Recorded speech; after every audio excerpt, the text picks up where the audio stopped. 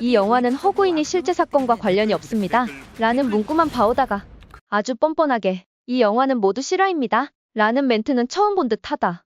댓글부대 영화는 마치 2부 프롤로그인 듯이 끝나 재밌지만 뒤끝이 아리송송하게 만들어 저절로 검색력을 총동원하게 만든다.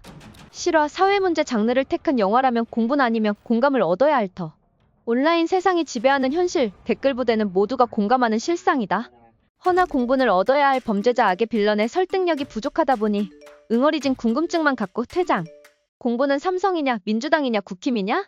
댓글러들의 화두에 선 영화. 댓글부대 예고편 리뷰 시작합니다. 장르, 스릴러 플러스 범죄 드라마.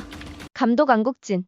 성실한 나라의 앨리스란 작품으로 폭발적인 이정현의 연기력을 돋보이게 한 안국진 감독은 배우들의 역량을 끌어올리는 힘이 있는 듯하다. 주연, 손석구, 임상진 역. 손석구 오빠 극장에서 봐야 제대로 오빠의 마초향을 느낄 수 있다. 용가리상인 오빠는 화가 나면 거친 콧김이 나오는데 그리 섹시할 수가 없어.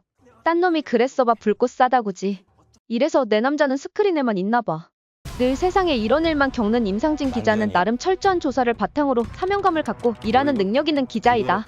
촛불 시위에 관심을 갖던 그는 16세 어린 소년이 촛불 시위의 첫 시작임을 알게 되고 소년은 자라 중소기업 사장이 되었고 자신이 개발한 상품에 자신이 있었다.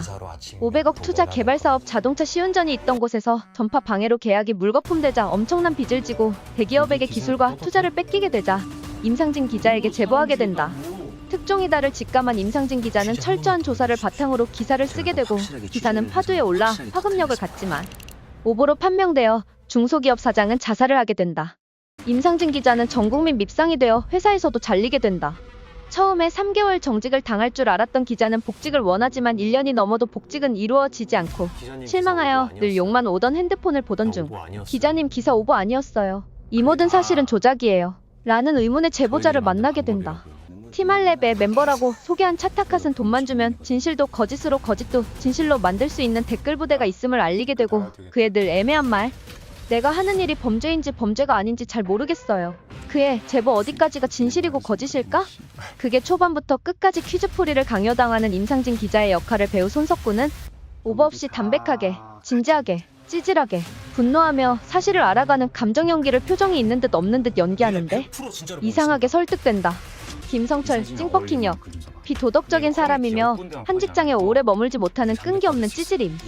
찡퍼킹은 팀 알렙의 리더 역할을 하며 일을 물어다주고 몇 번의 성공을 하게 되자 그에게 정체를 모르는 세력이 붙게 되고 그는 테스트로 1인 시위를 하는 아버지의 시위를 멈추게 해달라는 제의가 들어오게 된다. 딸이 인스타 공격으로 자살하자 일의 회의를 느껴 펩텍과 갈등을 빚게 되고 홍경, 펩텍역.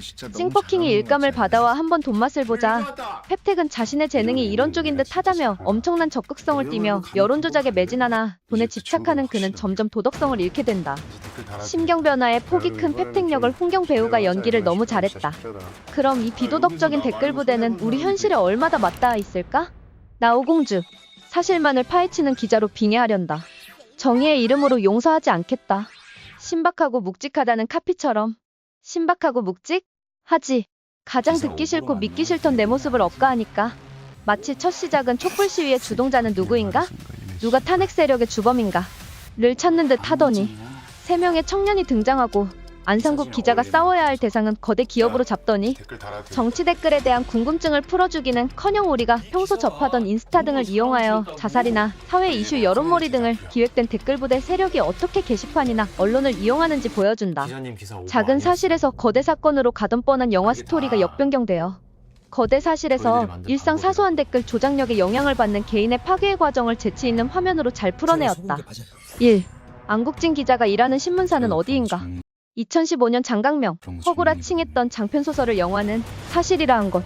2008년 인기가 떨어진 이명박을 대통령으로 만들기 위해 국정원 댓글 조작 사건을 바탕으로 쓴 글이니 영화의 무대는 동아일보가 아닐까 생각된다. 작가 장강명은 동아일보 정치부 기자였다. 2. 대기업 만전의 비리는 사실인가? 네티즌들이 삼성이라고 짐작한 만전이라는 기업은 만전이 아니라 현대기업일 가능성이 크다. 이명박 대통령은 현대 정몽주의 충직한 직원이었고 그에게 정치를 하라는 조언을 들었었고 현대 퇴사 후 서울시장을 거쳐 대통령이 되었다. 삼성의 댓글부대 150명이 있다 주장한 사람은 전 삼성 퇴직한 김용철 변호사라는 사람인데 신빙성 없는 주장이다. 그는 광주 출신이며 좌파 조작뉴스 한겨레 신문사에서 일했었다. 그가 삼성을 저격한 이유로는 삼성이 전두환 등 우파 지도자를 지원했기 때문이다. 3. 댓글 부대를 정치에 이용한 세력은 누구인가? 첫째, 필자가 경험한 최초의 댓글 부대의 위력은 2002년 노무현 대통령 선거 때였었다. 당시 1.6% 지지율 꼴찌였던 듣보잡 노무현이 68% 지지율 넘사벽 3회창을 제치고 아들 병역비리 가짜 뉴스로 2003년 대통령 취임에 있게 한 건 엄청난 댓글 부대의 위력이었다.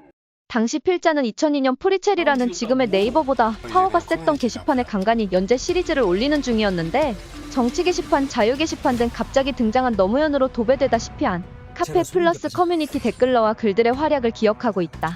둘째, 더불어민주당원 댓글 조작 사건은 2014년부터 2018년까지 친노 친문 파워 블로거이자 경제적 공지나 모임 자동 댓글 시스템 킹크랩을 가동시켜 대표 김동원 필명 드루킹, 당시 더불어민주당 땡경수 등 당원들이 각종 여론조작 및 댓글 조작 사건으로 문재인을 당선시켰고 땡경수는 징역 2년을 선고받았다. 땡경수란 인물에 대해 주목해야 되는 사실은 2009년 노무현 봉하마을 사가에서 죽던 날 땡경수가 처음 출근하던 날이었고 그 뒤 그는 경남 도지사가 되었고 노무현과 같이 부엉이 바위에 있던 죽음을 목격했다는 땡경수와 같은 날 첫 출근한 경호원은 2018년 문재인 정부 당시 청와대로 출근했다. 2009년 노무현 사후 첫 목격자였던 의사는 살해당했다. 첫 출근 날 너통이 죽었다면 재수없는 사람인데 좌천당한 게 아니라 출세했다. 4. 가해자와 피해자는 누구인가? 바로 우리다. 좌파 우파 정치 세력 기업, 사조직 그리고 개인까지 가리지 않고 댓글 부대에 영향력이 뻗치지 않은 곳이 없다라는 실화와 엄청난 공감력과 궁금증을 유발한 댓글 부대 영화는 몰입력이 강해 시작과 동시에 끝난 느낌이라 2부가 안 나오면 화날 것 같다. 오공주상식 TV 구독과 좋아요 부탁드립니다.